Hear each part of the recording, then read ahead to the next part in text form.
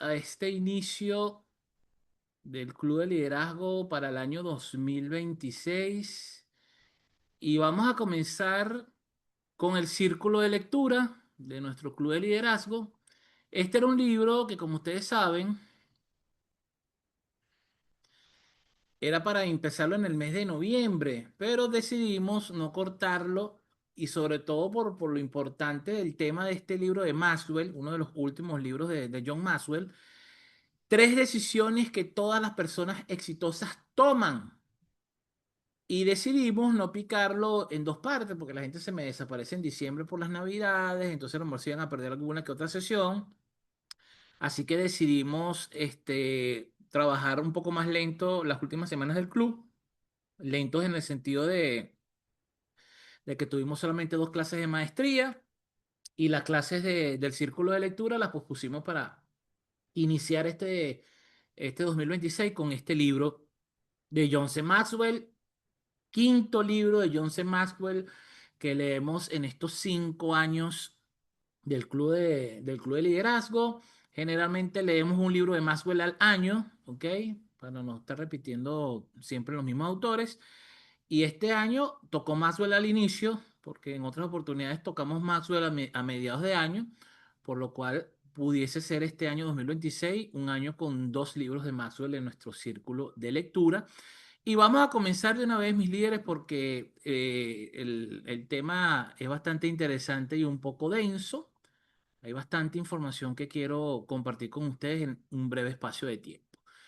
Primer capítulo, el viaje es más divertido si sabes hacia dónde vas. Error común o la imagen tradicional, visualizar el éxito como ser una combinación de imposible de personas famosas. O sea, es como un mix de lo que vemos de varias personas famosas, como por ejemplo la riqueza de Bill Gates, el físico de Arnold Schwarzenegger cuando estaba joven, la inteligencia de Albert Einstein y el corazón de algún líder benefactor, ¿ok? La definición del éxito, y aquí empezamos a hacernos grandes preguntas. La gente frecuentemente tiene dificultad para definir el éxito. John en el libro habla de un estudio realizado por Gallup, ¿ok? En el cual se encontró que la respuesta número uno sobre qué es el éxito era simplemente buena salud. 58% de las personas pensaba que ser exitoso era simplemente tener buena salud. Y aquí el autor, sin embargo, cuestiona si tener solamente buena salud es suficiente para que te consideres exitoso.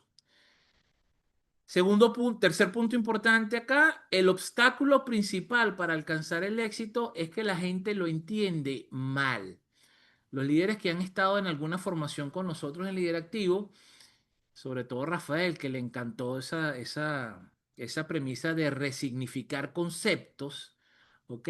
Rafael nos decía siempre que oye, esta resignificadera. ¿Por qué? Porque en la medida que vamos creciendo tenemos que hacer conciencia que los conceptos evolucionan así como nosotros evolucionamos como seres humanos y como líderes. Es decir, que lo que usted creía que era algo bueno pasa mucho con los valores. Muchas personas tienen conflicto de adultos porque pretenden vivir su vida con los valores que tenían cuando eran unos adolescentes. Y aquí no vamos a entrar en cuestionamiento si unos valores son buenos o malos dependiendo de la edad, sino simplemente el valor se puede definir de una manera muy simple como cosas que yo le doy valor o que tienen mucha importancia y relevancia en mi vida. Por algo, los valores son algo totalmente únicos y personalísimos. Lo que para mí es valioso puede que para él no represente un mayor valor, pero a lo mejor para Rafael sí tiene un valor importantísimo y a lo mejor a Daviana no le hace ni frío ni calor. Entonces, hay conceptos, mis líderes, que tenemos que resignificar cada cierto tiempo. Yo hago una evaluación de criterios personales de mi vida cada 7 años. Ya por la edad que tengo, creo que lo voy a empezar a hacer más seguido, cada 5 años, ¿ok? Pero cada vez que empiezo a resignificar mis conceptos, uno de los conceptos que yo redefino cada cierto tiempo es mi concepto de éxito. Lo definí, lo redefiní cuando cumplí 40 y después lo redefiní cuando tenía 45. Y es sorprendente cómo lo que yo consideraba exitoso en mi vida a los 40 no se parece en nada a lo que yo definí a los 45 y no se va a parecer, pero en nada probablemente a cuando yo a los 50 me siente a definir qué es el éxito para el Jimmy cincuentón. Para el Jimmy de 45 de mediana edad, el concepto de éxito es algo totalmente distinto al lejano concepto de éxito que tenía yo recién salido de la universidad a los veintitantos años. ¿Ok? Entonces es importante tener en cuenta de que tenemos que partir de cuál es nuestro concepto, cuál es la definición que yo tengo ahorita en mi vida de lo que es el éxito. Segundo punto importante de este capítulo, la imagen errónea del éxito. Aquí habla Maxwell de los 5 conceptos falsos. El éxito, según Maxwell, no es, número uno, riqueza. Es el malentendido más común. La riqueza no produce satisfacción ni éxito por sí solo. Los beneficios o los bienes, el dinero, las ganancias, inclusive la fama son fugaces en la mayoría de los casos. La historia de hombres riquísimos que murieron en la bancarrota o que se suicidaron lo demuestran. Todavía ahorita vemos personas que a veces nos sorprenden las noticias en redes sociales de gente que abandonó voluntariamente este plano y son personas que ante los ojos de nosotros, de las redes sociales y de las cámaras, eran personas extremadamente famosas, con mucho dinero. Y siempre decimos, oye, ¿de qué se puede quejar Cristiano Ronaldo? ¿O de qué se puede quejar tal actor famoso? Y bueno, hay gente que tiene sus problemas a sus niveles, ¿ok? Segundo, el éxito no es un sentimiento especial, eso que por ahí llaman felicidad. Felicidad y éxito pueden estar en la misma oración, pero no necesariamente significar lo mismo. Intentar sentirse exitoso o feliz resulta en fracaso y una especie de montaña rusa emocional, ya que las emociones son inestables. Yo creo que todo el mundo, si hace una radiografía de cómo se levantó en la mañana y cómo fue transcurriendo su día, probablemente pueda validar que durante el día tuvo una serie de emociones que subió y bajó. Tuve un buen periodo de tiempo, a lo mejor en calma, que quizás no pueda identificar una emoción como tal, pero muy probablemente sí pueda identificar varios tipos de emoción durante un mismo día, y eso sin que cambien cosas importantes en nuestro entorno. Importante es, ¿ok? Tercer punto, pudiéramos decir, posesiones específicas y valiosas. Las posesiones son un activo temporal, mis líderes. Poseer algo deseado, como una bicicleta cuando éramos niños o como una casa cuando somos más adultos, nunca ha sido fuente de éxito o de satisfacción por sí solo. Obviamente, si usted pasó por situaciones difíciles de niño, donde usted vio que el no tener un hogar, le causó muchas preocupaciones y muchos problemas a su familia y usted ahorita de adulto logra satisfacer esa necesidad y tiene un techo propio, por supuesto que eso nos va a dar cierta tranquilidad, pero tampoco es garantía de eso que llaman por ahí éxito.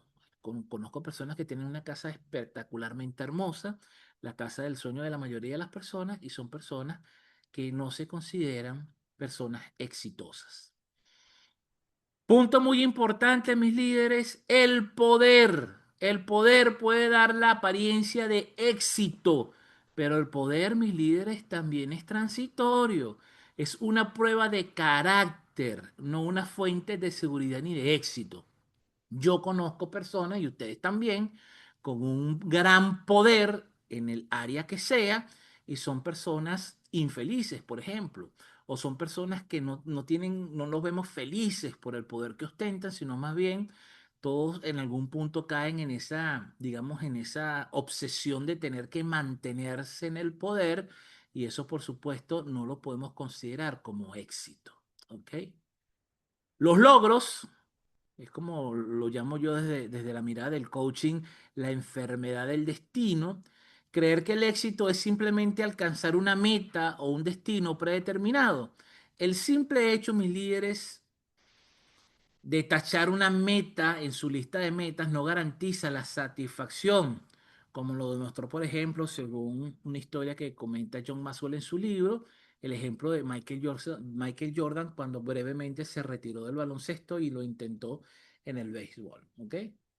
Aquí es importante, mis líderes, entender la importancia que deben tener las metas en nuestra vida. Y eso es otro concepto que de adultos tenemos que resignificar. ¿Qué significa para mí alcanzar una meta o un objetivo? No sé ustedes, pero yo particularmente vi a muchos compañeros en la universidad que en los primeros años se estaban comiendo al mundo, que en los primeros años estaban muy felices y emocionados porque estaban en la universidad estudiando una carrera que les iba a dar un futuro seguro para que pocos años después de la graduación simplemente estén ejerciendo cualquier otra cosa, estén haciendo cualquier otra cosa en su vida, pero no viven de la profesión a la cual le dedicaron cinco, por lo menos 5 años de vida para poder obtener el título. Entonces las metas, mis líderes, pueden darnos algo de felicidad y hacernos sentir exitosos, pero por un periodo de tiempo.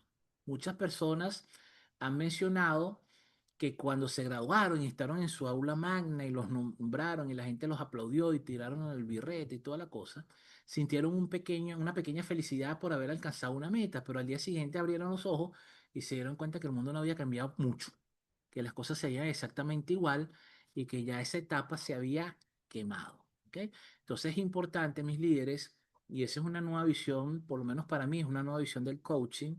El coaching para muchas personas sigue estando encasillado en buscarse una persona que te acompañe y te haga unas preguntas poderosas y entonces te ayude a aclarar tu mente para que consigas objetivos de gran trascendencia. Y sí, eso en parte, una pequeña parte, tiene que ver con el coaching, pero el coaching va mucho más allá de simplemente acompañarte a cumplir una meta, un objetivo.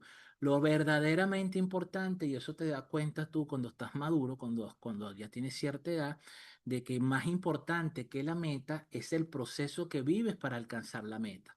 Por eso que a mayor edad uno busca metas un poco más complejas o trascendentes porque sé que el proyecto, el trayecto, lo que llamamos el proceso, el cual yo tengo que vivir para alcanzar ese objetivo es muchísimo más valioso que el objetivo en sí mismo. De hecho, muchas veces no logramos el objetivo, hacemos todo lo que se supone que tenemos que hacer para alcanzar la meta y simplemente por cuestiones X, aquí no vamos a profundizar en detalle, no alcanzo la meta, pero igual me siento satisfecho y exitoso. ¿No les ha pasado?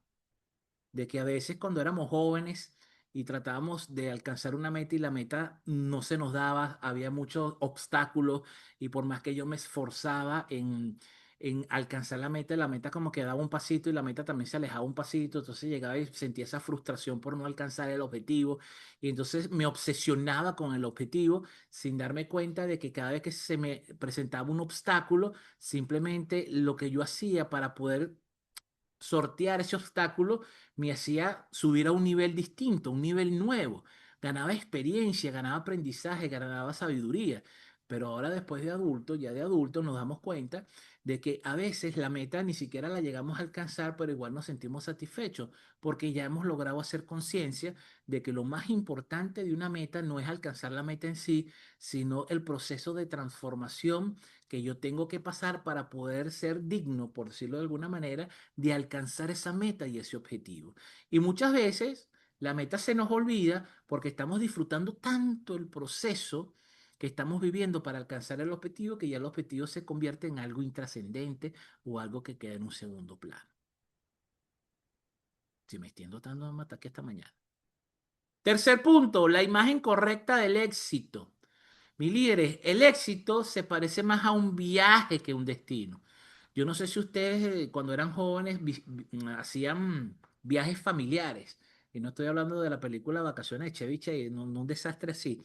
Pero sí me di cuenta porque gracias a Dios tuve la fortuna de viajar de niño y de adolescente, no solamente con mi familia, sino con familia de amigos del colegio y del liceo. Me di cuenta que habían como que dos tipos de personas cuando se hacía un viaje. Tenía los padres o los papás medio obstinados de que íbamos para Maracaibo, salíamos de Caracas y si se paraba era porque realmente el carro estaba por quedarse sin gasolina, entonces se paraban, echaban gasolina rapidito, no dejan a uno ni siquiera ir al baño y querían llegar rápido a Maracaibo. Entonces el viaje se hacía tedioso porque era como que apurados para llegar al destino, para entonces llegar al destino, para empezar a hacer una serie de cosas, pero tú sabes, como todo muy, muy cronometrado y el disfrute queda como en un segundo plano. Parecía que la meta era llegar al destino, llegar a Maracaibo, si era para visitar un familiar, ver cómo estaba el familiar, hacer una cena en familia y después otra vez para Caracas. Pero también me tocó la fortuna de viajar con otra familia cuyo la visión del padre era totalmente distinta. Entonces, mientras con uno que iba a viajar de Caracas a Maracaibo, que en teoría era un viaje de 11 horas, se hacía en 9 y la persona se sentía feliz porque hacía el viaje mucho más rápido, ¿ok? Pero eso sí, un solo cholazo, sin pararse, sino nada más echar gasolina. En cambio, me fui una vez con una familia para Guárico, que el viaje es mucho más corto de Caracas a Guárico que de Caracas a Maracaibo, y ese viaje a Guárico duró casi 18 horas, porque el señor se paraba cada vez que veía una panelita de San Joaquín, cada vez que veía a alguien vendiendo mango, cada vez que veía a alguien vendiendo mandarinas, cada vez que veía a alguien vendiendo queso de mano, el señor se paraba cada 100 kilómetros, el señor se paraba. Y entonces el viaje se hizo mucho más placentero porque en cada parada disfrutamos del paisaje, nos tomamos fotos, conversamos, hablamos con la gente del sitio donde estábamos viajando. Y entonces el viaje tenía otro significado distinto. No era simplemente el destino. Por supuesto que cuando llegamos a Guárico disfrutamos mucho el destino, pero tenía otra concepción y era disfrutar el proceso porque no es un viaje de mientras más rápido llegue mejor. Me pasó a mí en la universidad, yo estaba como apurado cuando estaba en la universidad y mi meta era graduarme lo más rápido posible y lo logré.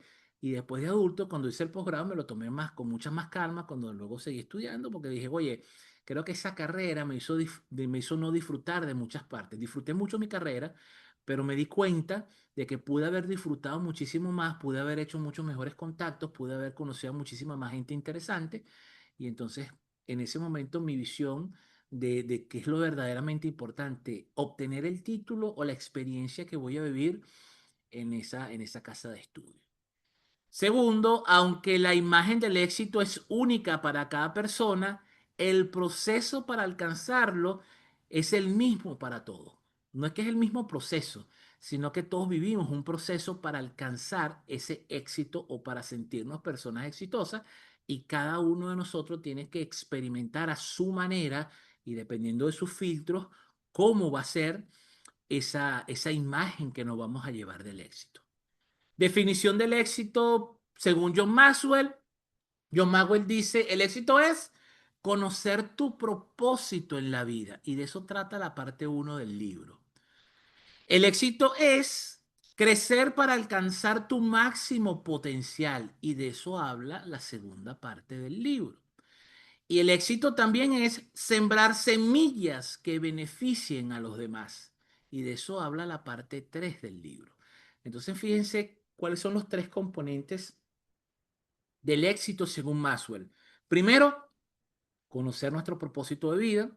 Segundo, hacer lo imposible por alcanzar nuestro máximo potencial, es decir, llegar a ser las personas que estamos destinados a ser. En un libro de Camilo Cruz leí una vez que él había leído un cuento, una historia de alguien famoso, ahorita se me escapa el nombre, que decía que el concepto de infierno es llegar al final de tus días y encontrarte cara a cara con la persona que debías llegar a ser y que no fuiste gracias al miedo de intentar hacer algo distinto. Entonces, mis líderes, tenemos un compromiso de alcanzar nuestro máximo potencial. En otro libro de Maxwell, o en varios libros de Maxwell, él dice que los talentos, de hecho, está en el libro El talento no es suficiente, que ya lo leímos aquí en el Club de Liderazgo. Maxwell dice, el talento o los talentos es el regalo que Dios nos dio al nacer. Y lo que yo hago en mi vida con mis talentos es mi regalo de vuelta a Dios. Hay muchas personas cargadas de talento que tienen los talentos en el empaque. Tienen los talentos guardaditos para que no se desgasten. Entonces, mis líderes, hagamos conciencia de cuál es nuestro propósito, cuáles son esos talentos y vamos a desarrollar ese máximo potencial que tenemos. Y tercero, el punto más bonito de lo que es el éxito para Maxwell es desarrollar la capacidad de sembrar semillas que van a beneficiar a las demás personas. Caso más hermoso no puede haber que el caso de sembrar un árbol. Muchas personas que siembran un árbol nunca se comen sus frutos. El que siembra un árbol es una persona que está pensando en dejar algo que lo sobreviva y de dejar alimento para las personas que vienen después de él.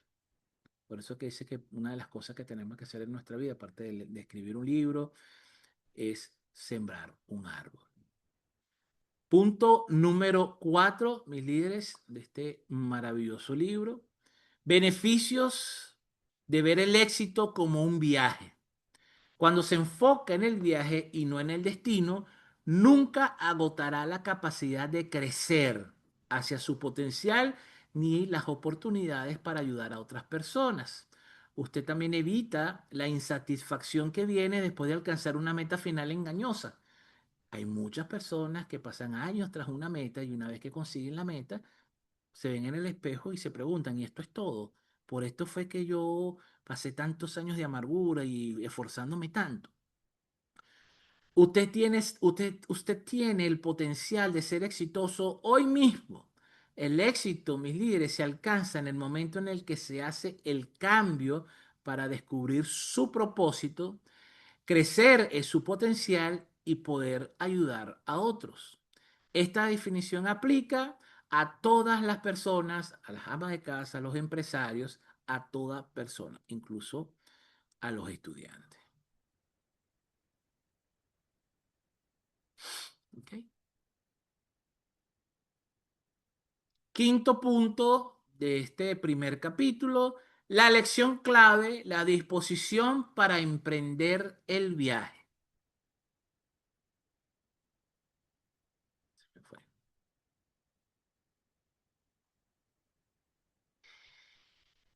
En este punto sobre la disposición, el autor ilustra el viaje del éxito con la historia de la mudanza de su empresa Enjoy a San Diego, Atlanta. ¿Ok? Cuando él hizo este viaje, él durante meses pensó, bueno, cuando le digamos esta noticia a la persona, probablemente muchos se molesten, otros se pongan tristes y muy pocas personas van a querer acompañarnos. Más sin embargo, cuando hicieron la reunión y explicaron los motivos e hicieron una cantidad de cosas que vamos a ver al final, se dio cuenta de que muchísimas personas, más del 90%, si mal no recuerdo, decidieron emprender el viaje y acompañar a la empresa en esta nueva etapa. A pesar de la dificultad del cambio radical, sí, más del 90% de las personas estuvo dispuesto a mudarse y emprender el viaje nuevo junto con la empresa. Las cuatro razones, mis líderes, fundamentales por las que las personas de Enjoy estaban dispuestos a ir con la empresa a esa nueva aventura. Número uno, se les dio el cuadro completo del lugar al cual iban. Ellos pudieron ver los beneficios personales y de la empresa, que era un ambiente más positivo, mejor calidad de vida, un nuevo nivel de crecimiento. Segundo, se respondieron todas sus preguntas y sus inquietudes. Se abordaron dudas sobre la logística, las escuelas, el mercado inmobiliario, los impuestos y cómo iba a quedar yo dentro de la organización si decidía mudarme con la organización. Número tres, habían experimentado un éxito personal, es decir, la experiencia que habían vivido en Enjoy en esos años hacían pensar de que este nuevo cambio también iba a ser algo nuevo, algo verdaderamente positivo para su vida y para su carrera profesional.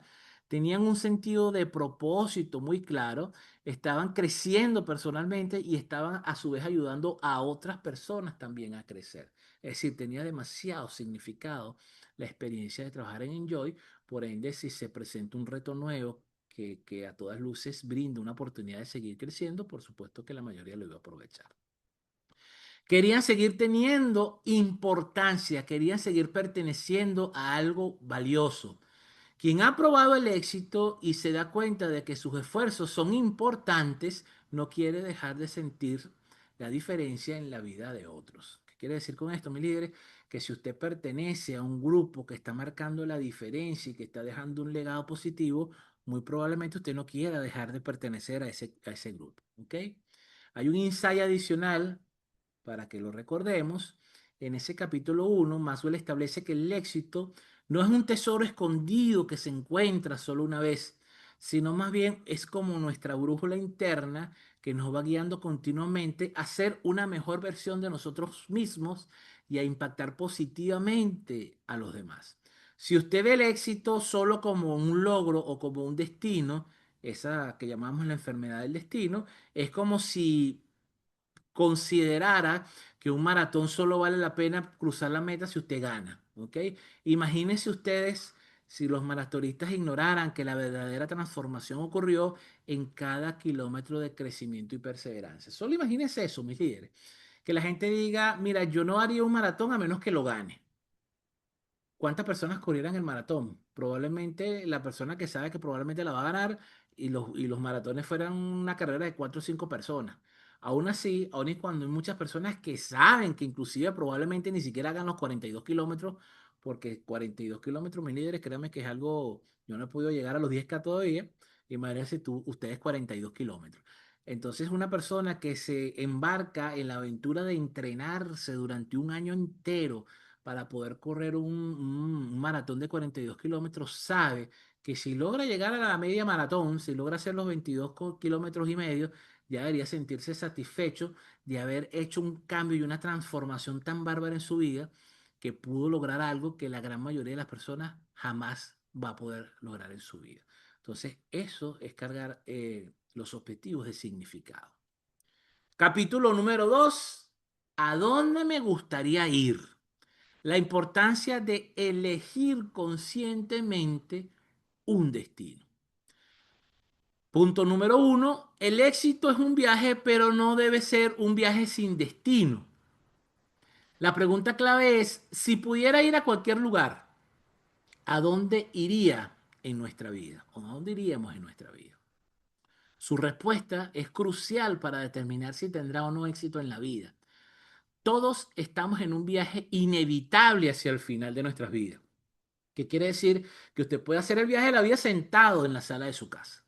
Si usted decide no hacer absolutamente nada con su vida igualito va a pasar y va a llegar el día en que usted se va a despedir de este plano y cuando usted esté cercano a la muerte probablemente se arrepentirá de muchas cosas menos de no hacer nada.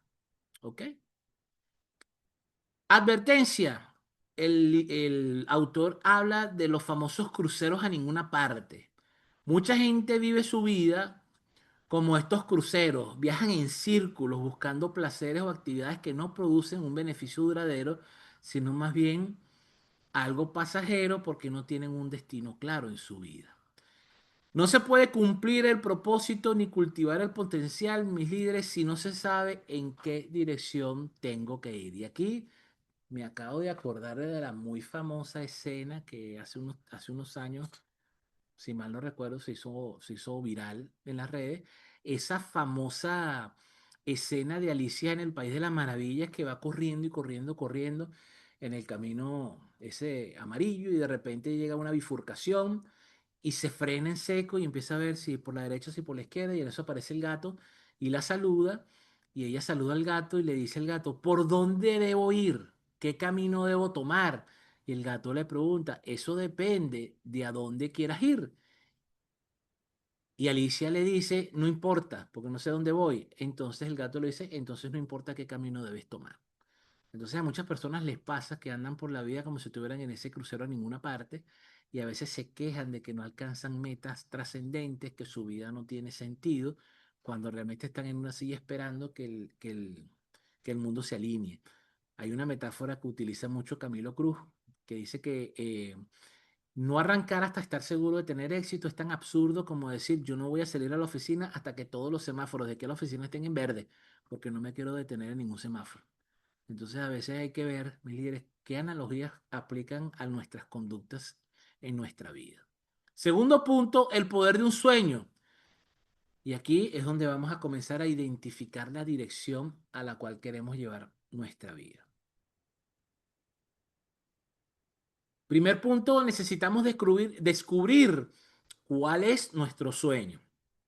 Segundo, el sueño es una visión interior muy profunda que le habla al alma misma y para lo que usted ha nacido, y eso tenemos que identificarlo. En ocasiones está claro, hay personas que nacen ya con el lápiz en la mano para ser dibujante, hay personas que ya de chiquito usted ve que empieza a darle golpecitos a la mesa porque tiene oído rítmico, hay personas que como que digamos, ese propósito como que se les viene muy, muy claro y hay personas que llegan a cierta edad y todavía están como Jimmy, sigo perdido, sigo sin conseguir cuál es mi propósito de vida.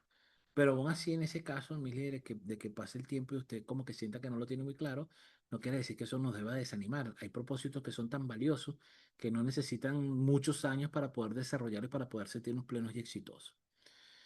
Este sueño, mi líder, requiere de sus dones y talentos, apela a sus más elevados ideales, enciende su sentido de destino y está inseparablemente unido a nuestro propósito de vida. Yo siempre le digo a las personas que están en esa búsqueda del propósito que las señales siempre están, mi líder. Lo que pasa es que a veces nos negamos de alguna manera, no hacemos el esfuerzo necesario para captar y decidir o aceptar. A veces las personas tienen el propósito claro, lo que pasa es que no lo aceptan, porque a lo mejor conscientemente dicen, no, Jimmy, yo no me quiero dedicar a esto, esto no es lo mío. Y resulta que, sí, a veces el mundo te las pone bien claritas, somos nosotros los que nos ponemos tercos y no queremos aceptar cuál es nuestro destino. Número 4, etapas del desarrollo de un sueño exitoso. Las tres fases iniciales. El desarrollo de un sueño exitoso, mi líder, es un proceso que comienza con una idea o un deseo de nuestro corazón. Primero lo pensé. Todo comienza con la semilla de una idea. Para descubrirlo se deben tomar 5 pequeños pasos. Número 1, crea en su capacidad de lograr el éxito. A veces las personas piensan en algo importante, pero les da miedo porque sienten que no son capaces de lograrlo y no vas a saber nunca de lo que eres capaz hasta que te atrevas. Deshágase de nuestro orgullo, deshágase de su orgullo. El orgullo, mis líderes, impide asumir riesgos y lo mantiene en una zona de confort que sabemos ya, bastante claro lo tenemos, que esa zona de confort tiende a ser mentirosa, tiende a ser falsa. Cultive un descontento constructivo. La complacencia, mis líderes, nunca trae el éxito. El descontento, por su lado, impulsa a buscar el propósito y a buscar cuáles son los potenciales ocultos de ese propósito. Y por último, escápese del hábito. El hábito puede matar un sueño porque se deja de pensar, cuestionar y soñar. Así que rompa la rutina de vez en cuando, ¿ok? Porque las rutinas, mis líderes, a menos que sean hábitos atómicos, es decir, hábitos que nos ayudan cada día a ser mejores, no caigan. Una cosa es un hábito y otra cosa es una rutina. La rutina mata los sueños. Segundo, lo capté. Es el momento en el que se descubre el sueño. Se requiere una inversión emocional, de eso de ir un poco más allá de los pensamientos y entrar en los sentimientos, el cómo me hace sentir el simple hecho de pensar en poder alcanzar algo de valor para el mundo. Y tercero, lo busqué.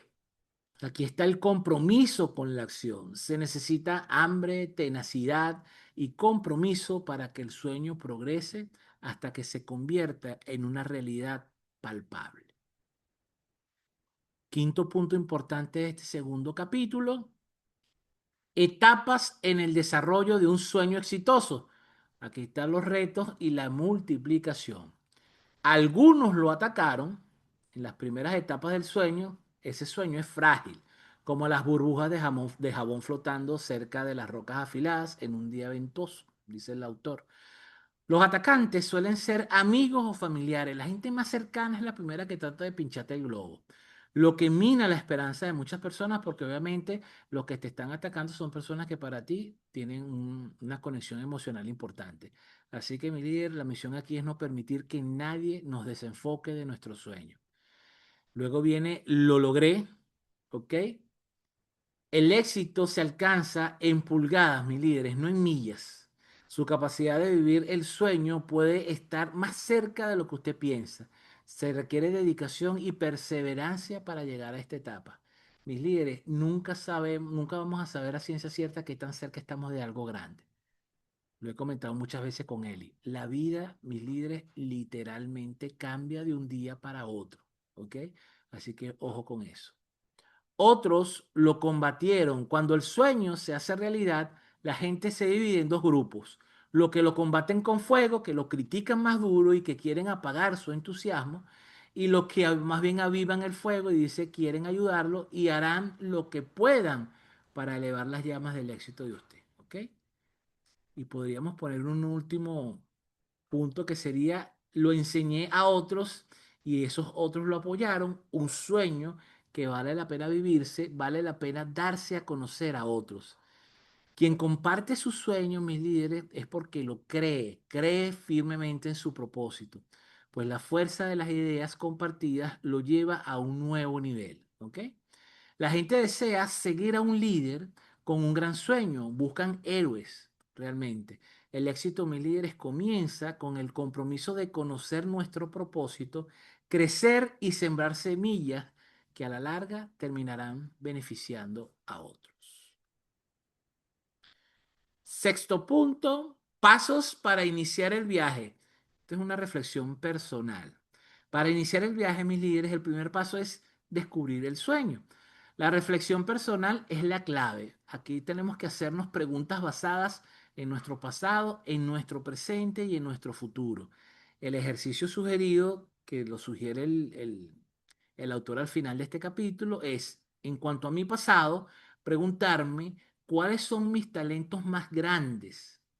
Me pregunto también para qué me han preparado mis experiencias pasadas, es decir, las experiencias que he tenido me han preparado para qué en la actualidad, en mi presente. Y tercera pregunta en este punto, ¿cuál es mi pasión más grande? Cuando evalúo mi presente, me pregunto cuáles son mis recursos actuales. Y esos recursos actuales serían qué tiempo tengo, qué dinero tengo y qué oportunidades tengo en este momento. No me invento las oportunidades, mis líderes. No me digo que no tengo tiempo para crecer y no me digo que sale demasiado caro y no puedo. Cuando tenga plata lo hago. Es simplemente ser conscientes de en verdad qué tiempo puedo disponer para esto, realmente qué cantidad de dinero tengo la capacidad de invertir en este momento y cuáles son las oportunidades reales que tengo en este momento histórico de mi vida.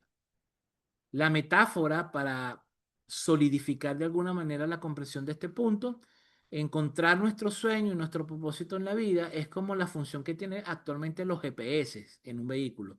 Usted primero debe ingresar la dirección, ese es el sueño, el destino, a dónde quiero llegar.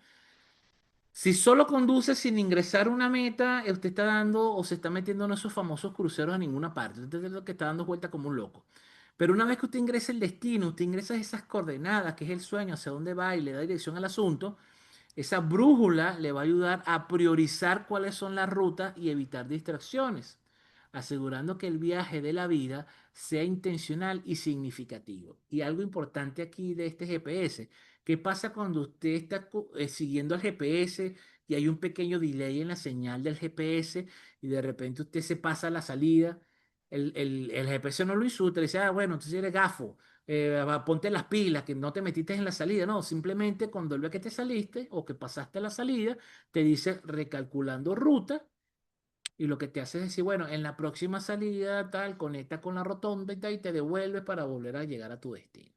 Entonces, el GPS no es que usted traza la única vía posible, es simplemente como yo sé hacia dónde voy, podemos poner una metáfora adicional al GPS y es la metáfora de de los planes de vuelo.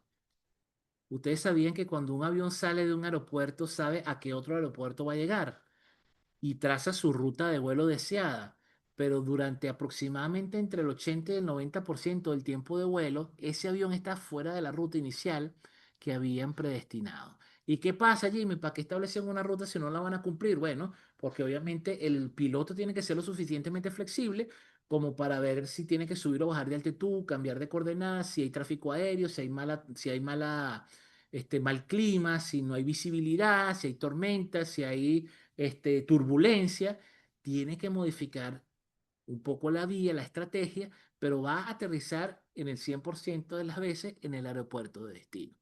Esa es otra metáfora que les regalo para que piensen en este punto. Tercer capítulo, la pregunta, ¿cuán lejos puedo llegar? Primer punto importante para este tercer capítulo, el poder de una actitud extraordinaria. Aquí habla de la anécdota inicial, que es el salto gigantesco a la luna, pone la metáfora de lo que puede significar a manera metafórica el viaje, el hombre llegando a la luna. Habla sobre la conclusión del caso, cuando nuestras actitudes superan nuestras habilidades, aún es posible, aún lo imposible se hace posible. Y esto tiene que ver mucho, mis líderes, con las estrategias que voy diseñando en la medida que voy creciendo. Y en la medida que yo voy creciendo, también van creciendo o se van mejorando este, nuestras estrategias. O sea, nosotros crecemos, a veces también nos damos cuenta, mis líderes, que en la medida que crecemos también crecen nuestras dificultades. Bueno, lo mismo ocurre. Nosotros crecemos, las dificultades crecen con nosotros y nosotros crecemos por encima siempre de nuestras dificultades. Entonces, por eso que a veces la gente, oye, Jimmy, yo crezco, crezco y ahora tengo más problemas. Le digo, no, no tienes más problemas. tienes los nuevos problemas que conlleva ese nuevo nivel. Pasa mucho a nivel organizacional cuando una persona es ascendida a un puesto de mayor jerarquía. Obviamente, mayor jerarquía significa mayores responsabilidades. Entonces, a veces la gente dice, oye, Jimmy, oye, en ese puesto donde yo estaba, que no tenía personal a mi cargo y yo era feliz. Pues yo era el mejor empleado del departamento y ahora que soy coordinador, Jimmy, no, hombre, tengo demasiada responsabilidad y esto no es justo. Bueno, lo que te están brindando es la oportunidad de tener problemas más complejos para que termines de desarrollar habilidades más complejas que te den como resultado poder resolver problemas más complejos y entregar un resultado de mucho mayor impacto a la organización. La actitud determina la altitud. Aquí en estos dos puntos el autor habla de que la actitud es el factor principal del éxito. Más allá de la pericia técnica, mis líderes, tiene más que ver con la actitud con la cual afrontamos cada una de las situaciones, sobre todo las negativas o las difíciles. Porque si hay vientos, cualquiera puede ser marinero. El problema está en cuando vienen las tormentas, ¿ok? Cuando vienen vientos cruzados, cuando hay unas tempestades que te pueden romper las velas. Entonces ahí es cuando tú puedes decir, oye, soy un marinero porque he pasado demasiadas tormentas, ¿ok? Nadie se hace marinero, dice un refrán, con el barco anclado en el puerto. Y también habla aquí sobre unas fórmulas de actitud y sueño. Un sueño sin una actitud positiva resulta en alguien que sueña despierto, pero que no se mueve. Una actitud positiva sin un sueño resulta en una persona agradable, pero que no puede progresar, porque simplemente siendo agradable no es mucho lo que puedes lograr. Y un sueño con una actitud positiva puede resultar en una persona con una gran posibilidad y un potencial ilimitado. Tercer punto, la actitud es una decisión personal. Usted, mis líderes, es totalmente responsable de su actitud. Si tiene más de 21 años, usted es completamente responsable de sus decisiones y de la actitud que afronta ante la vida y ante las situaciones difíciles que se le presentan. El psicólogo William James señaló que las personas pueden alterar su vida si cambian la actitud en su mente. Sobre todo las personas que creen que el universo está única y exclusivamente pendiente de hacerle la vida miserable. Y entonces usted no hace nada por mejorar porque usted dice, pero es que no puedo hacer nada y porque es el universo que la tiene en contra mía. Lo que ocurre con usted es lo que cuenta. No puede culpar a nadie ni a nada por su actitud, eso es suyo. Cada vez que usted dice, es que Jimmy me hizo molestar, usted me está entregando a mí un poder sobrenatural sobre usted. Y yo creo que ese tipo de poder tenemos que recuperarlo y decir, oye, a mí nadie me hace perder el control, a mí nadie me hace molestar porque yo tengo control sobre mis reacciones, que era lo que decía Víctor Frankl en su libro El hombre en busca de sentido, que fue donde Stephen Covey desarrolló, gracias a ese libro, fue donde Stephen Covey desarrolló su primer hábito, que es ser proactivo. La proactividad tiene que ver con esa decisión interna de tomar la decisión consciente de la respuesta que quiero dar y quitarle el poder al entorno de decir, bueno, yo me molesto cada vez que Eli dice tal cosa, o es que cada vez que, no sé, que Rafael hace tal cosa me revienta, me provoca salir corriendo a la oficina. Entonces le estamos otorgando fuera de nosotros un control exagerado a las personas de mi entorno. En psicología se llama locus de control. Existe el locus de control interno y el locus de control externo. Cuando el locus de control es interno, usted se hace responsable, usted es una persona madura que acepta la responsabilidad de sus reacciones y de lo que pasa en su vida. Y aquellas personas que se enfocan con el locus de control externo son esas víctimas que son inocentes de todo y que todo el entorno y que todo el universo está en su contra y por eso no son felices, porque es que todo el mundo le echa la lavativa y entonces todo el mundo es malo. ¿Ok?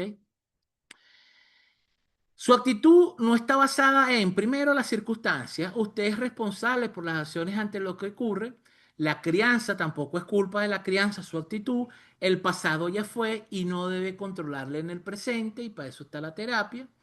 Las limitaciones deben ser directrices y no señales de un alto que usted se tenga que detener. No es que la situación del país está difícil, Jimmy. Oye, yo no soporto a mi jefe, me pagan mal, me tratan mal, no me dan oportunidades de crecimiento, pero es que la cosa está difícil y todo yo prefiero mantenerme en este trabajo que detesto y que odio.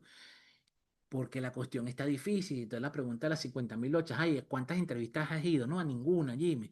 Ok, pero ¿cuántos currículum has metido? No, Jimmy, ninguno, es que la cosa está difícil. Ajá, pero lo has intentado, ¿tienes el currículum? No, Jimmy, yo tengo 20 años que no actualizo mi currículum. Ay, ¿por qué no lo actualiza? No, porque es que la cosa está difícil. Y entonces lo toman como excusa que la cosa está difícil para no moverse y asumir la responsabilidad. ¿Ok?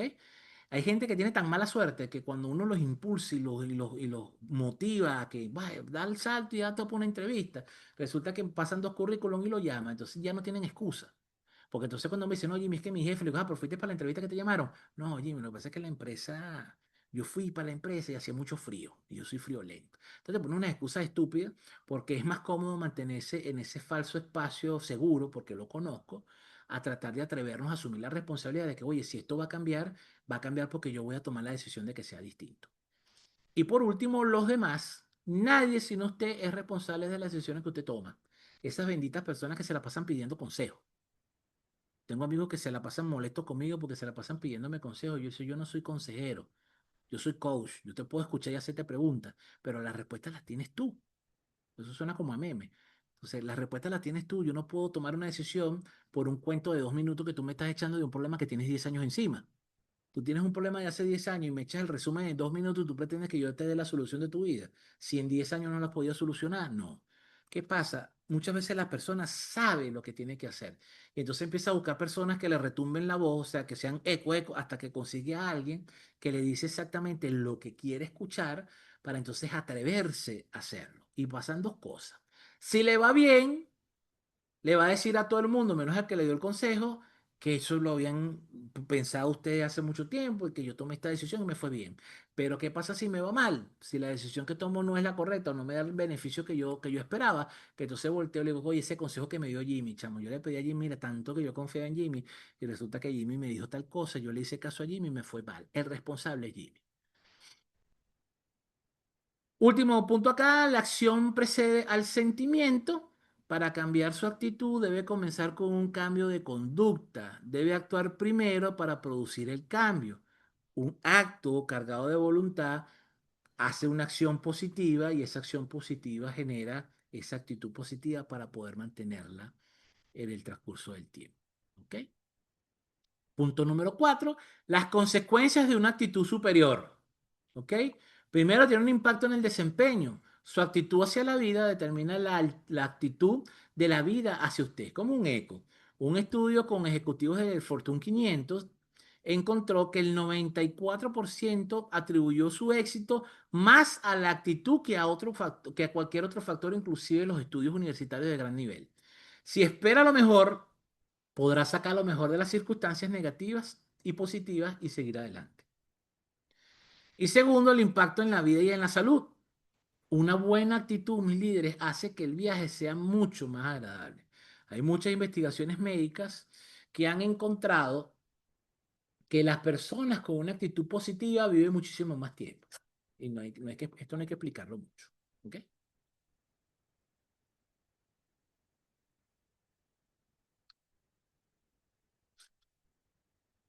Las 7 señales de una gran actitud. ¿Ok?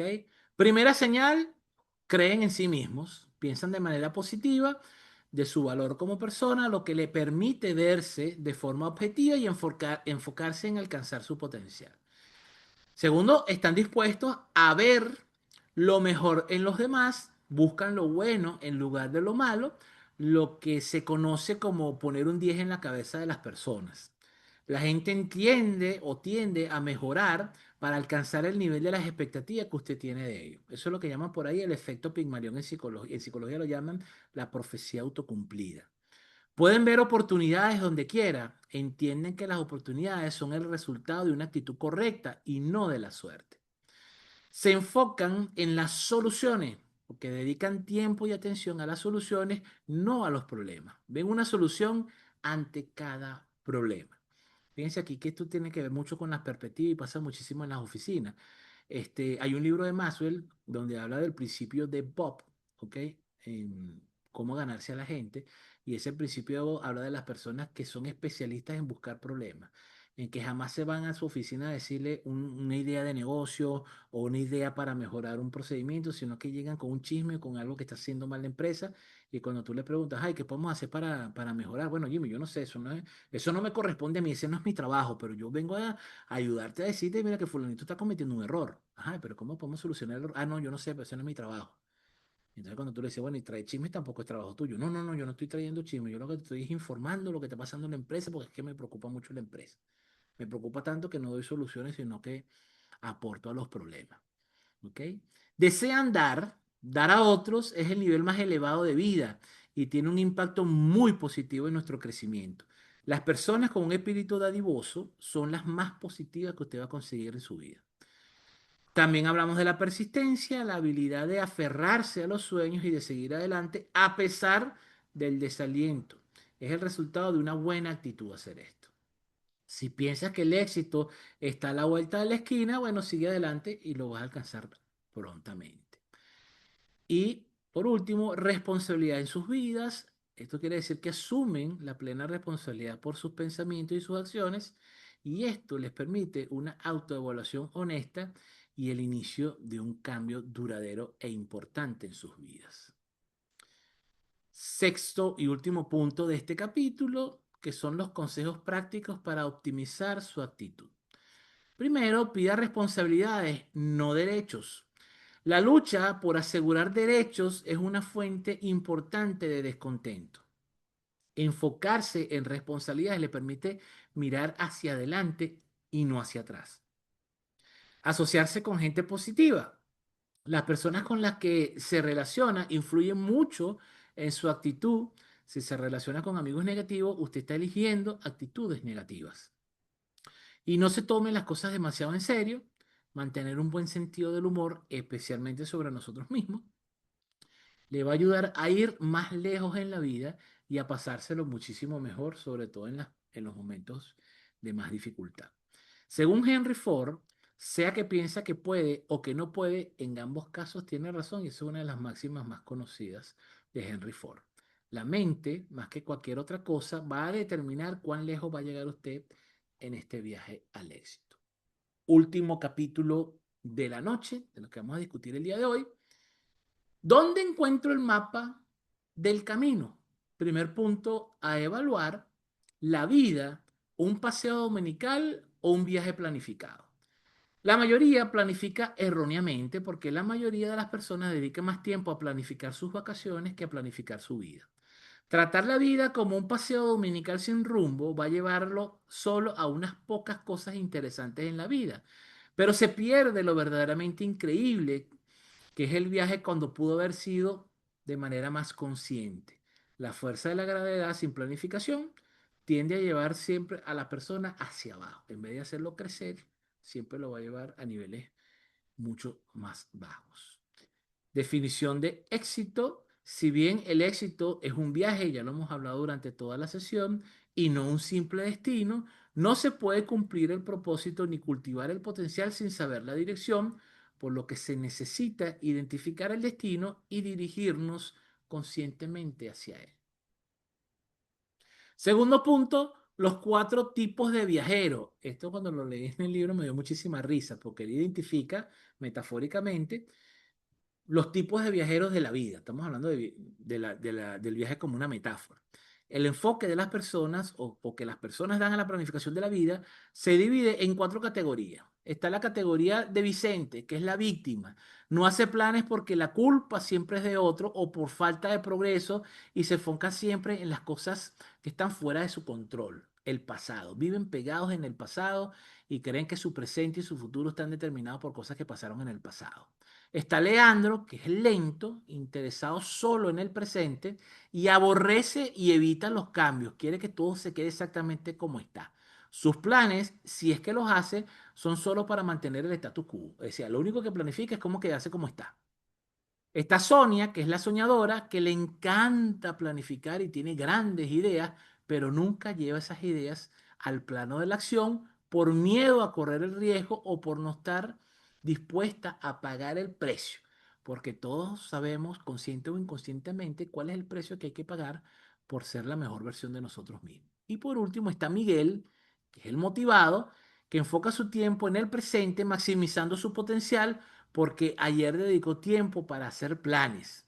La clave aquí, mis líderes, lo que separa a Miguel es lo que tiene, es que él tiene metas y que las cumple con un propósito muy claro. No es que son metas vacías, son metas que están alineadas a su propósito.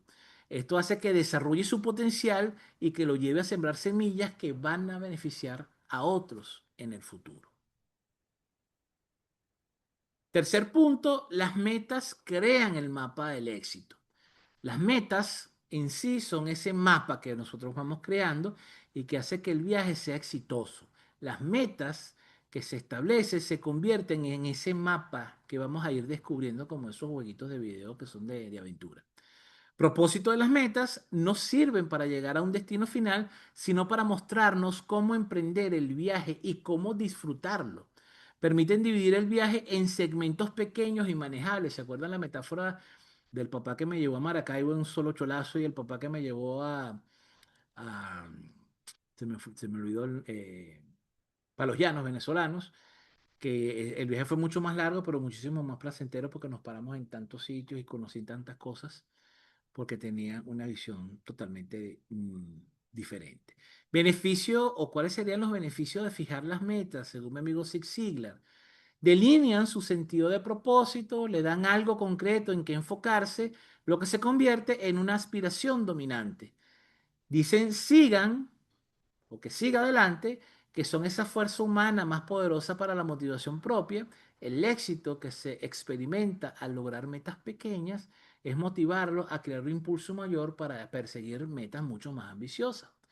Esto ayuda a mantener el enfoque en mejorar y esto nos asegura que el mejoramiento continuo sea alcanzable e inclusive inevitable.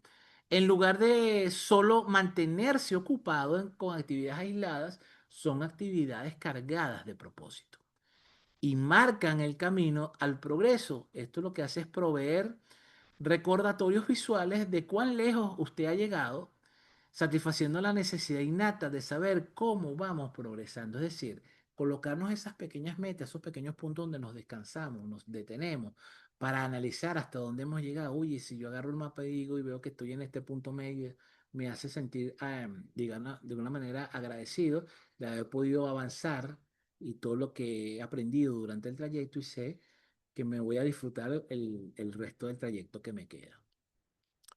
¿Cómo crear su mapa del camino? ¿Cuál sería esa estrategia del mapa? Es un acróstico que nos regala Maxwell. El proceso para crear un mapa y un puente entre intenciones y acciones sigue estos cuatro pasos que está en este acróstico mapa. La M de reconozca su sueño, todo comienza con el sueño, que es la expresión del propósito de vida. Sin un sueño claro, el viaje es prácticamente imposible. Observa tu punto de partida, ¿ok? Debe experimentarse honestamente para conocer sus puntos fuertes y sus puntos débiles, las experiencias y los recursos con los que contamos. Aquí hay una pregunta clave. ¿Qué tanta distancia tendré que viajar?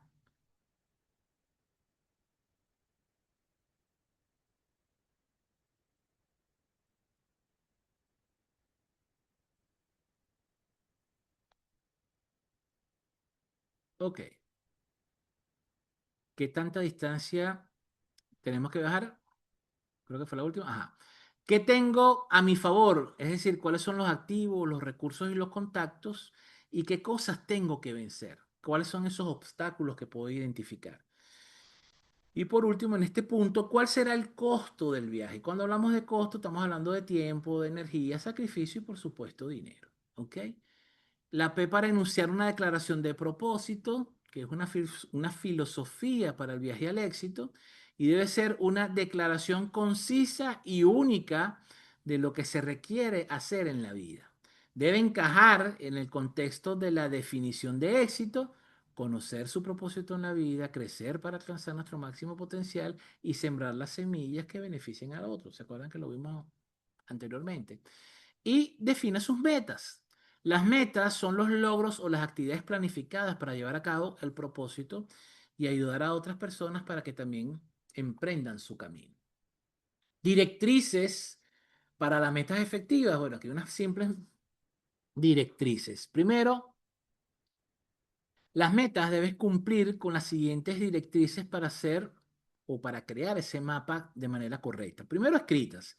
Una meta escrita está establecida y le ayuda a clarificar y a comprometerse con su logro, haciéndolo más responsable. Y esto de la escritura, mis líderes, yo que hago mis pirámides de objetivos en la computadora, me he dado cuenta que cuando yo me fajo a hacerla de manera manual, es decir, agarro papel y lápiz, busco mi fichita y empiezo a anotar, el anotar hay un ejercicio mental de la neurociencia que te dice que cuando tú escribes, por eso que en terapia, muchas veces un ejercicio clásico de la terapia es la escritura. Oye, Jimmy, ¿sientes miedo? Bueno, saca un libro y escribe a qué le tienes miedo. Oye, si tienes mucha preocupación, agarra un papel y un lápiz y escribe qué es lo que te preocupa. Una vez que yo saco eso de mi sistema y lo pongo fuera de mí, se genera un tipo de vinculación distinta. ¿Ok? Tienen que ser personales, deben estar bajo nuestro control. Un error es identificar metas que dependen de factores externos. Por ejemplo, yo voy a ser feliz cuando me gane la lotería, o yo voy a ser feliz cuando me gradúe, o yo voy a ser feliz cuando mi pareja cambie, o yo voy a ser infeliz cuando mi papá me deje en paz. Entonces tiene que ser algo que dependa de mí y no que sea algo que esté supeditado a una acción de otra persona, porque ni porque trate de obligar a la persona lo voy a conseguir. Tienen que ser específicas y debe detallar lo que intenta hacer. Si la meta es grande, debe dividirla en tareas más pequeñas que usted puede de alguna manera identificar que logró esa pequeña meta. Tienen que ser alcanzables porque debe requerir un esfuerzo proporcional al logro que usted va a obtener, pero no deben estar tan distantes que resulten inalcanzables e intimidantes. Si usted se pone una meta a 10 años, está bien, yo tengo metas a 10 años. Pero ¿qué pasa? Esas metas a 10 años también tienen metas a 5 y también tienen metas a 1 y también tienen metas a 6 meses y tienen metas a 3 meses. Porque si yo me pongo una meta a 10 años sin ningún punto intermedio, pues obviamente cada día que tenga que hacer un esfuerzo y diga, ahora me faltan 9 años y 9 meses, oye, se hace un poco más difícil, ¿ok? Por eso es que cuando usted dice una meta a mediano plazo como los estudios universitarios, usted no piensa o no debería pensar en el título a 5 años, usted debería pensar en pasar este primer trimestre, porque 5 años son 15 trimestres, hablando en términos académicos. Entonces, si yo me pongo la meta a 15 trimestres, oye, va a ser agotador si yo me pongo esa meta a 5 años. Ahora, si yo me voy poniendo la meta de vamos a ver cómo me va este trimestre, voy a ver cómo me va el segundo trimestre, oye, el quinto trimestre viene una materia que ya todo el mundo le tiene miedo, yo me voy a empezar a preparar ahorita en el segundo trimestre, voy a empezar ahí a investigar un poquito sobre esa materia del quinto, para que cuando yo llegue, oye, ya yo tenga eso dominado, ¿ok? Tiene que ser medible, así como es alcanzable, que es lo que tengo que ponerme una meta que yo sepa, que no es que va a ser sencilla, pero sí que yo sepa que aunque sea un poco complicado lo voy a poder alcanzar, pero también tiene que ser medible. Deben establecerse de forma objetiva para yo poder responder con un simple sí o no a la pregunta de si lo pude alcanzar o no. Y también tengo que establecer el cómo voy a medir el progreso de las metas que me voy proponiendo. Y por último, tiene que ser sensible al tiempo. Una meta es un sueño con una fecha límite. Sin una fecha límite, la mayoría de las metas nunca pasan de ser solamente un sueño y jamás van a convertirse en una realidad. Los que saben de coaching, los que han pasado en proceso de coaching conmigo, saben que estamos hablando en gran parte de muchas de las cosas que están dentro del modelo SMART, aunque aquí tiene un par de cositas adicionales, ¿ok? Y el último punto de esta sesión, mis líderes, es el punto número 6: acción y ajuste continuo. Esto es una invitación a entrar en acción. El paso más difícil, mis líderes, es poner los pensamientos en acción. No se necesita ser perfecto, solo se necesita buscar progresar. Hay un proverbio chino que dice, no temas ir despacio, solo ten miedo en quedarte quieto. Segundo punto, hay que ajustar los planes. El mapa debe ser revisado continuamente, debe evaluar su progreso y estar dispuesto a hacer modificaciones o a eliminar metas que no le estén contribuyendo a ese sueño macro, a ese sueño mucho más grande. El fracaso no es la preocupación principal, sino estar contento con el fracaso, es decir, no aprender de él. Recuérdese de la metáfora del GPS. Usamos un GPS no para ir como unos locos aquí de que tiene que ser por aquí. Si yo también conozco el terreno y tengo algo de experiencia, yo sé que si me desvío un poco, porque a lo mejor quiero pasar por un parque y ver y tener un pasaje más bonito, sé que el GPS me va a decir en pocos momentos recalculando la ruta y me va a proponer constantemente cómo retomar el sendero. para llegar al objetivo, ¿ok? Señale sus éxitos y celébrelos. El objetivo no es lograr todas sus metas, sino de mejorar usted constantemente. Ese es el gran beneficio de colocarnos metas. Lo que se obtiene al lograr las metas no es tan importante como lo que usted va a alcanzar en el trayecto para poder llegar a lograrlas. Una analogía que vamos a dejar aquí para llevar, un mapa de éxito, como ya les dije, es como ese GPS del viajero. No solo nos dice dónde queremos terminar, sino que constantemente nos va haciendo ajustes para que podamos nosotros de alguna manera llegar a feliz término. Mis líderes, preguntas, comentarios. Semana que viene retomamos el lado positivo del fracaso para los líderes que están optando a la maestría en habilidades de liderazgo. Los escucho, mis líderes. Dejar de compartir y regreso con mis líderes que están en el salón. Si alguno de mis líderes tiene preguntas o comentarios, sobre todo aquellos que me manifestaron que sí habían leído el libro, que se habían leído algunos capítulos. Sí, buenas noches. Buenas noches, Rafa. Sí, mira, me llevo sobre todo la parte de redefinir el concepto de éxito, ¿no? Me gustó mucho eso porque efectivamente me he dado cuenta que a lo largo del tiempo ha ido variando mi concepto, pero cuando empezaste a hablar me di cuenta que no lo he resignificado, o sea, recientemente, ¿no? Ujú. Entonces me llevo, mientras ibas hablando, iba anotando algunas cosas como para pensarlas, ¿no? Internamente. Este, y atado al propósito, ¿no? El propósito de vida, como mencionaba ahí Maxwell.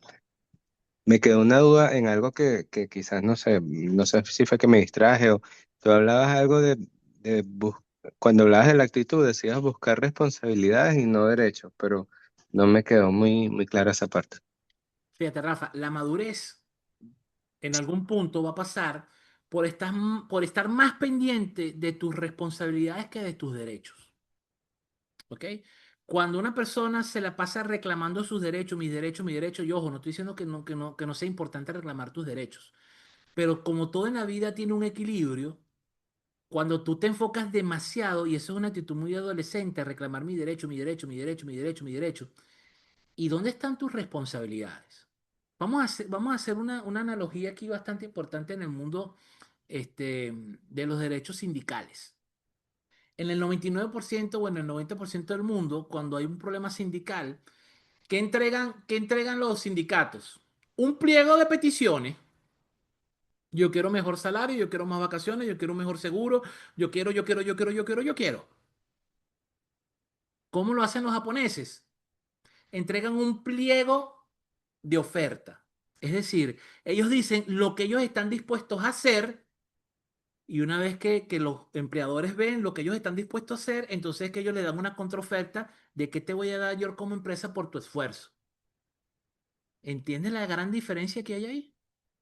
Ok, ok. Mientras uno te dice, yo merezco más sueldo, yo merezco más beneficio, yo merezco un más bono, yo merezco más plata, pero nadie está hablando de qué vas a darle tú a cambio a la empresa. Y en cambio el japonés te dice, bueno, nosotros nos comprometemos a bajar la merma en un 1%.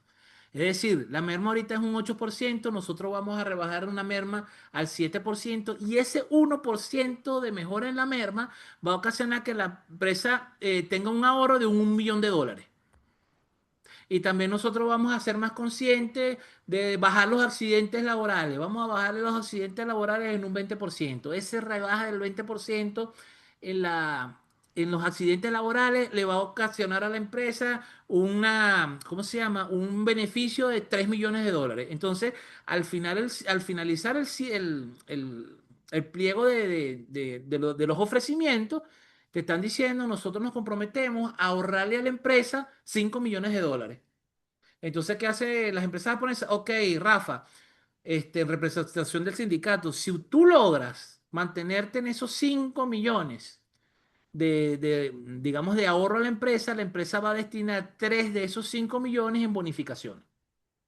Entonces, ahí hay un Ok. compromiso. Si ustedes no cumplen, y siguen teniendo accidentes y la merma sigue creciendo, cuando tú me vengas a reclamar, yo te voy a decir, bueno, Rafa, pero la merma está por un 12% y tú lo ibas a bajar de 10 a 9. Más bien creció un 2%. Entonces, cuando aquí en los sindicatos te dicen, ah, Rafa, tú quieres un 20% de aumento y quieres guarderías y quieres esto, bueno, eso va a costar a la empresa 5 millones de dólares. ¿De dónde lo vamos a sacar? ¿Ustedes van a producir más? No, porque una de las peticiones es que no hagamos más horas extras y más bien rebajemos Mm, en una hora. Entonces, mágicamente, estoy tan concentrado en mis derechos que no me da tiempo en pensar en mis obligaciones y mis compromisos. Entonces, una señal de madurez y de liderazgo es primero estar pendiente de mis obligaciones y después de mis derechos. Y no quiere decir que no voy a pelear por mis derechos. Pero es distinto cuando yo peleo por mis derechos contigo, Rafa, y te digo, oye, Rafa, me parece injusto que le hayas dado un aumento del 20% a todo el mundo cuando a mí me das un 15% de aumento. Y cuando tú me digas, bueno, Jimmy, lo que pasa es que no, Rafa, espera, déjame hablar. Yo me comprometí contigo a aumentar las ventas en un 20% y aumentar las ventas en un 25%.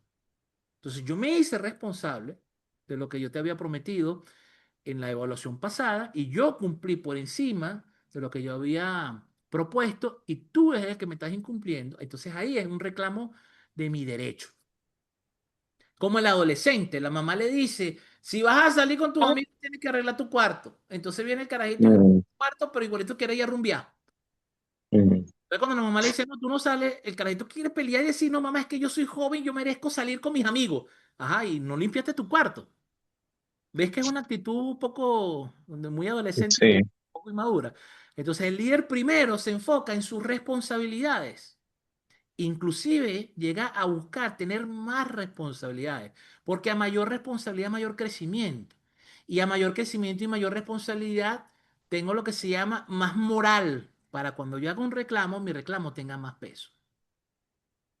sí. Todas las organizaciones tienen los quejetos, los que se la pasan quejándose, pero lo que yo decía en un ejemplo, se la pasan quejándose, pero son incapaces de proponer una solución. Te van todo el tiempo es con el chisme. Oye, Eli está llegando tarde. Rafael no está cumpliendo con su objetivo. El otro no hizo esto. El otro se fue temprano. Ay, ¿tú qué estás haciendo para que la empresa cambie? Mm, Llevarle chisme al jefe no produce ningún cambio organizacional. Produce un cambio organizacional, están pendientes de los procesos y están pendientes de solucionar problemas. Y cuando yo voy a tocarle la puerta a Eli y decirle, señora Eli, conseguí este problema y estas tres posibles soluciones. Eso sí cambia una organización. ¿Se ve? El nivel sí, y sí. de la Y responsabilidad. ya entendí la relación con la actitud, claro, que era la duda que tenía. Ok.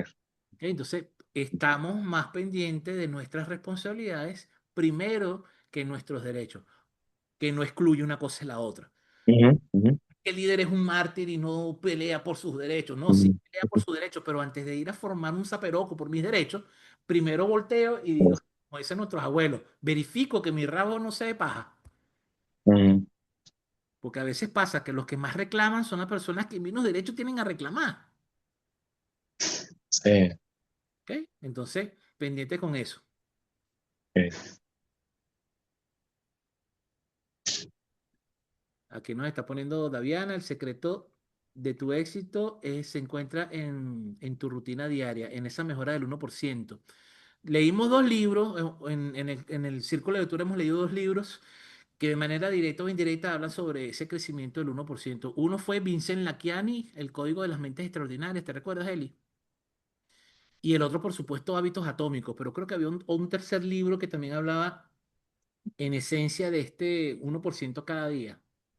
No recuerdo, ¿te recuerdas, Eli? Uno era el Código de las Mentes Extraordinarias de Lakiani, el otro fue Hábitos Atómicos, y no recuerdo si en el de Joy Dispensa, en algún punto Joy Dispensa también hablaba de esa mejora del 1% cada día. No recuerdo, pero sí sé que por lo menos dos en el Código de las Mentes Extraordinarias y en Hábitos Atómicos que lo hemos leído aquí en el club, en el círculo de lectura, habla sobre esa mejora del 1% diario. ¿Ok? Bueno, mis líderes, qué bonito reencontrarnos, qué bonita esta primera sesión. De verdad, gracias por acompañarnos. Próxima semana continuamos con el lado positivo del fracaso. Aquellos líderes que vean esto en diferido, o que lo vean por las redes sociales en diferido y que les haya faltado entrar a alguna de las sesiones anteriores del lado positivo del fracaso, me escriben y para poder mandarles el link de las sesiones, porque sería bonito que vieran, yo de todas maneras en los grupos de contacto voy a pasar las grabaciones, volver a pasar, pues ya las tienen todos en sus grupos, pero como yo sé que hay muchas personas que cierran los grupos y pierden los links, les voy a pasar los links de las sesiones anteriores del lado positivo del fracaso para hacer como que ese repaso y poder entrar la semana que viene a ver el lado positivo del fracaso en la próxima sesión, que va a estar bastante buena. ¿Ok? Ok. Bueno, mi líder, muchas gracias. Feliz noche y nos vemos por las redes. Gracias, chao. Gracias, chao Rafa, chao Chao, David. Eli. Besito. Gracias, mi líder, por acompañarme.